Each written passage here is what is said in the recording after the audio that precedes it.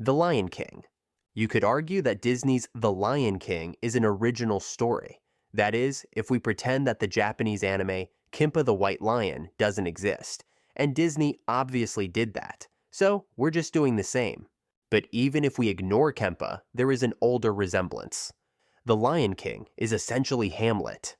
Yes, The Lion King is Shakespeare. Kind of. It's not a carbon copy. For starters, to my disappointment, Hamlet is not a lion. He's the Prince of Denmark. But there are countless similarities to the stories. A wise and beloved king is murdered by his jealous brother. That's Mufasa and King Hamlet. The villainous uncle who seizes the throne is Scar and Claudius. And the prince, the young and rightful heir, is driven into exile. That's Simba/Prince Hamlet. Both princes are even visited by their fathers in ghost form. The apparition of King Hamlet demands revenge. Mufasa just wants Simba to go home, stop eating bugs, and remember who he is. Then there is the side characters. Rafiki is basically a mix of the deceased court jester Yorick and Hamlet's loyal friend Horatio, fused into a being that forces the hero to face the brutal truth. And if Rafiki is Horatio, then Timon and Pumbaa are the Rosencrantz and Guildenstern of The Lion King, comedic relief characters sent to cheer up the hero, except Timon and Pumbaa doesn't betray Simba before Simba orders their execution. Anyways, back to the main story. Both tales has the same core idea. A boy must return home and reclaim what was stolen. Simba's hesitation perfectly mirrors Hamlet, stuck between guilt, duty, and fear. But Hamlet spends the entire play agonizing about it. His inaction ends up getting everyone killed. His mother, his girlfriend, his friends, his uncle, and eventually himself. And Disney almost went that dark too. In an early alternate ending, Scar whispers the Shakespearean line, "Good night, sweet prince," before he seemingly kills Simba by throwing him off a cliff. And then Scar is consumed by fire, laughing like a maniac. Disney probably decided that one traumatizing cliff fall was enough for one movie, and then decided to end the film with yet another Elton John banger instead. The Pied Piper. Disney's version of the Pied Piper is yet another silly symphony. In the city of Hamelin, a plague of rats is devouring everything in sight, until a magical musician arrives. He plays his pipe and enchants the vermin away with a massive, magical block of cheese. But then, the greedy mayor refuses to pay what he owes. In the Disney film, the piper plays a different tune and leads the city's children away. He takes them to a joyland inside the mountains. A magical paradise where they live happily ever after, safe from their parents' corruption. The movie ends on a happy note, but, as always, the original German fairy tale is, well, darker. As is common with folklore, there are many versions. There are versions where, like Disney's, the kids are taken to magical places like Transylvania. In some, the piper is just a tough negotiator who returns the children once the town coughs up triple the original gold. But in the darkest versions, the children do not return. In those tales, the piper doesn't bother with magical cheese to get rid of the rats. He leads the rats straight into the River Weser to drown. So, can you guess where he leads the children when the city refuses to pay? That's right. He dons a green hunting outfit, plays a tune, and leads 130 children into the same river to drown. And then, the piper just goes his way. Let this be a lesson. Always pay your piper what you owe him. 101 Dalmatians. Disney's 101 Dalmatians is another classic. And honestly, it's already pretty dark. A stylish maniac wants to skin Dalmatian puppies to make a coat. That's a grim starting point for a kid's film. The movie is based on Dodie Smith's 1956 novel. And believe it or not, Disney actually toned down Cruella de Vil. Book Cruella is basically a demon in a fur coat. Her mansion is kept at hellfire temperatures, with roaring fireplaces in every room, because somehow she is always freezing. She eats everything buried in pepper, and when a puppy bites her, he says that she literally tastes hot. Her decor is massive monochrome rooms in violent reds and greens. Oh, and she regularly drowns her cat's kittens, 44 of them in total. She only keeps the mother for her fur value. The cat later betrays her for it. Her ancestral estate, Hell Hall, once belonged to a man villagers believed was either a serial killer or a literal demon with a tail who shot blue lightning from his body. Even her puppy killing plan is worse. At one point, she suggests locking the pups in a room so they'll eat each other, leaving the fur, and only abandons the idea because it would take too long. When the dogs finally escape, they are nearly captured by a band of Roma. Then, the puppies destroy Cruella's stock of unpaid furs, bankrupting her and forcing her out of the country. And then, there's the weird sequel, where an alien dog named Sirius freezes all humans in a magical sleep and invites all the dogs in the world to evacuate Earth before a nuclear apocalypse wipes out humanity. Sadly, Disney didn't include this in their sequel, Oliver and Company. Disney's Oliver and Company is one of the forgotten Disney classics from the 80s, starring a cute kitten named Oliver trying to survive New York City. He fights gangsters and makes friends with a pack of dogs. And of course, it all ends happily, with a birthday party.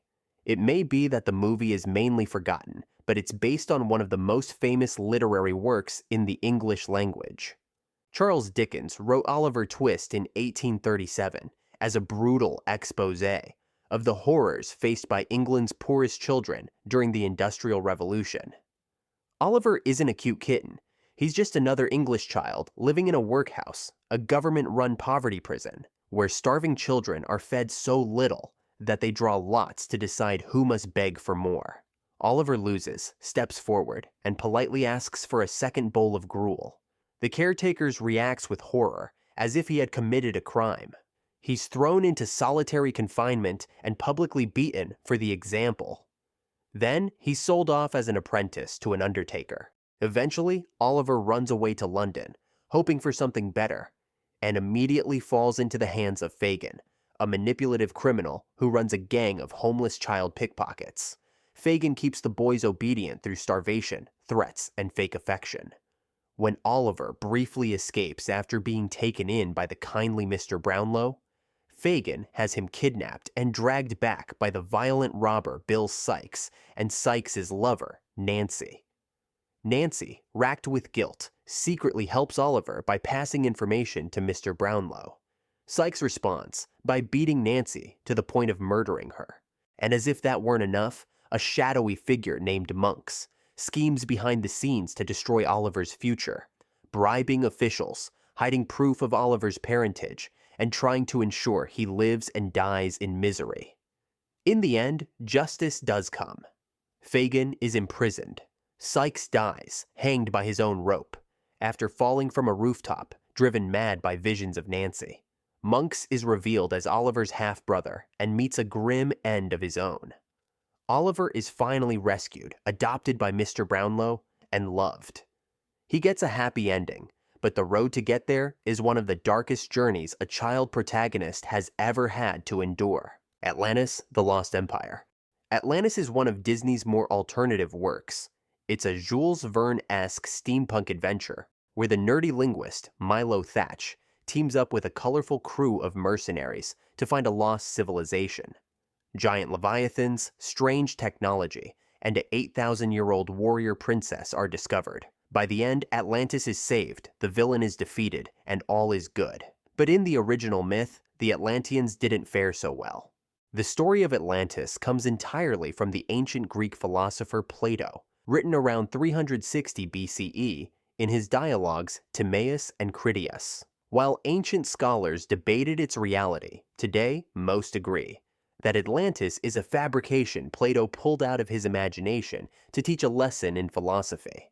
In the dialogues, Plato describes Atlantis as a mighty naval empire beyond the Pillars of Heracles.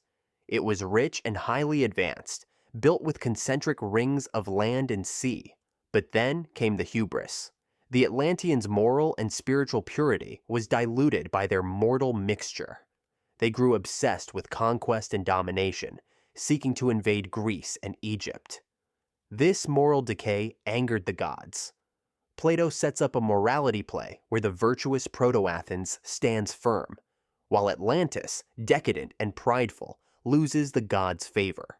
Zeus decided to punish them for their greed and hubris, and the entire civilization, ships, armies, temples, and people, was destroyed in a single day and night of fire and earthquakes, sinking into the sea forever. Mickey and the Beanstalk. Disney's Mickey and the Beanstalk starts out pretty grim. Mickey, Donald, and Goofy are starving to death. And yet Mickey trades their only cow for some beans, causing Donald to have a psychotic breakdown. Luckily, the beans are magical, and they grow into a beanstalk reaching up into the clouds. Here, they outsmart a giant and save their starving valley by returning the stolen golden harp. The original Jack and the Beanstalk is the same, but different. Jack is a poor boy who trades his family's only cow for some beans. His mother is surprisingly furious, that is, until a giant beanstalk grows from them and reaches into the sky. Jack climbs it and finds a massive house owned by a giant. He knocks on the door and is greeted by the giant's wife. She takes pity on him and feeds him, and she warns him to hide, because her husband eats children. When the giant returns, Jack hides in the oven, but the giant immediately senses him. The wife calms him down, casually explaining that he must be smelling the boy he had for dinner yesterday. The giant then eats several livestock, counts his gold, and falls asleep. Jack then sneaks out and steals the gold. After a while, he comes back and does it all again. This time, he steals a hen that lays golden eggs. Then, he returns a third time and steals the giant's golden harp. This time, the harp screams and wakes its master. The giant chases Jack down the beanstalk in a blind rage. Jack reaches the bottom, grabs an axe, and cuts the beanstalk down, and the giant falls to his death. Jack keeps all the treasure, and he and his mother becomes rich, and, as fairy tales tend to end, he eventually marries a princess. You know, because of money. Robin Hood. Disney's Robin Hood is the story of a charming fox outlaw who steals money from the thumb-sucking Prince John and gives it back to the poor. He woos Maid Marian, and the rightful king returns from a successful crusade. All is well. The movie is filled with talking animals who, due to extreme budget constraints, reuse a lot of the animation from the Jungle Book. In my opinion, it's one of the most underrated Disney films, and I watched it so much as a kid that the VHS quality disintegrated. But the real medieval Robin Hood, that story is not for children. In the earliest ballads from the 1400s, Robin Hood is a violent, short-tempered outlaw. His merry men are violent criminals who solves most problems by stabbing, clubbing, or straight-up murder. They have no trouble robbing and killing clergymen, and they literally kill a child witness in one of the earliest surviving tales. As you can tell, Robin frequently kills those who oppose him, including the corrupt sheriff of Nottingham, who he ambushes and beheads. And of course, sometimes he offs ordinary travelers who simply wandered too deep into Sherwood. Even the most famous traits we associate with him, like stealing from the rich to give to the poor, don't appear until the late 16th century. And the iconic arrow-splitting trick is an 18th century invention. In the earliest ballads, Maid Marian doesn't even exist. When she does finally appear centuries later, she's sometimes a sword-swinging warrior woman. Friar Tuck is also a late arrival, added long after Robin had stopped murdering clergymen in the stories. And the ending is not really Disney style either. The medieval Robin Hood dies betrayed, deliberately bled to death by a treacherous prioress, often said to be his own cousin. As he weakens, he shoots an arrow out the window. Wherever it lands, bury me there. Then he dies. The Great Mouse Detective. Disney's The Great Mouse Detective is essentially Sherlock Holmes with mice. Basil of Baker Street is Sherlock Holmes. Professor Ratigan is Professor Moriarty planning to replace the Queen with a robotic replica, seizing control of the country. The brilliant detective foils his plan, and the rat falls to his death, just like Moriarty. A classic story that, unlike the usual Disney fairy tales, is based on Victorian crime fiction. And Sherlock Holmes's world, written by Arthur Conan Doyle, can be unsurprisingly dark. Let's start off with Sherlock's substance abuse. Whenever he didn't have a case to solve, he was deeply into cocaine and morphine, trying to stimulate his brain, which was the style at the time. It was probably a smart choice that Disney had Basil play the violin and conduct chemistry experiments instead. Besides the cocaine addiction, Holmes can be pretty cold. In The Adventure of Charles Augustus Milverton, Holmes and Watson break into a blackmailer's home to steal incriminating letters. When the criminal is shot and left dying on the floor, Watson tries to help him, but Holmes physically restrains Watson and lets the man die, because he deserves to die. In general, a lot of the cases has pretty creepy themes.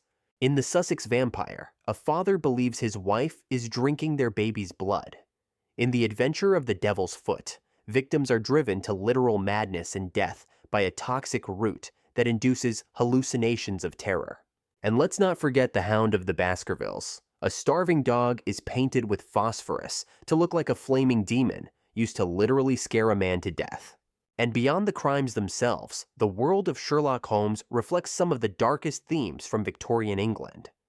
Extreme poverty, child exploitation, pseudosciences like phrenology, where people believed skull shapes determined a person's morality, casual racism and social cruelty that today feels disturbing and alien. Good thing Disney never included any of that stuff. Yeah. Alright, that was the Dark Disney Origins Part 5. Let me know in the comments which one you think is the darkest and why. Thanks for watching. Cheers.